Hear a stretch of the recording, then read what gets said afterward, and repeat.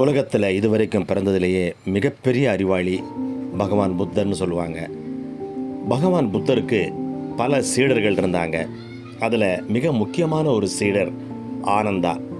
அந்த ஆனந்தா கிட்ட பல முறை பகவான் புத்தர் பல விஷயங்களை பற்றி பேசியிருக்கிறாரு.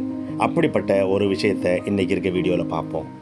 ஒரு முறை புத்தர் அவருடைய சீடர்களை பார்த்து ஒரு கேள்வி கேட்டார். உலகத்தில் மிக மிக கொடுமையானது எது? வாழ்வா சாவா அப்படின்னு கேட்டார்.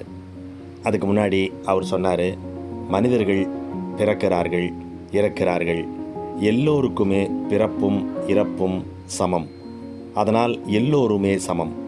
அப்படிப்பட்ட இந்த வாழ்க்கையில் மிகவும் கொடுமையானது எது என்பதை ஆழ்ந்து சிந்தித்து பதில் தாருங்கள் என்று அவர் சீடர்களிடம் கேட்டார். சீடர்கள் குழம்பியிருந்தார்கள்.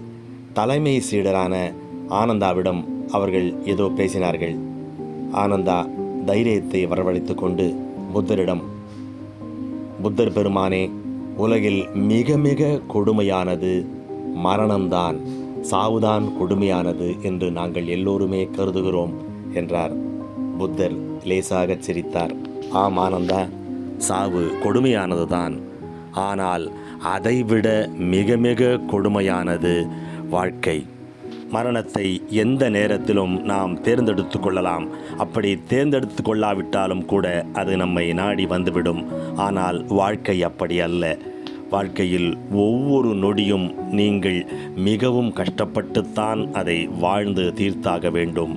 இறப்பது எளிது ஆனந்தா, ஆனால் வாழ்வது மிக மிக கடுமையானது, கொடுமையானது.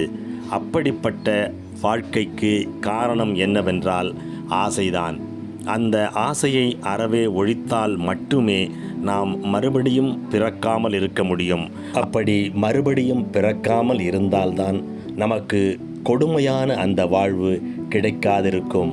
எந்த பொருள் மீதும் பற்றற்று இருந்தால் மட்டுமே நாம் இன்ப துன்ப சுழற்சியிலிருந்து விடுபட முடியும்.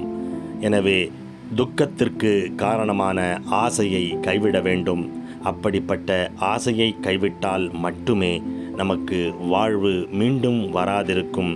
மறுபிறவி சுழற்சியில் நாம் சிக்காதிருப்போம்.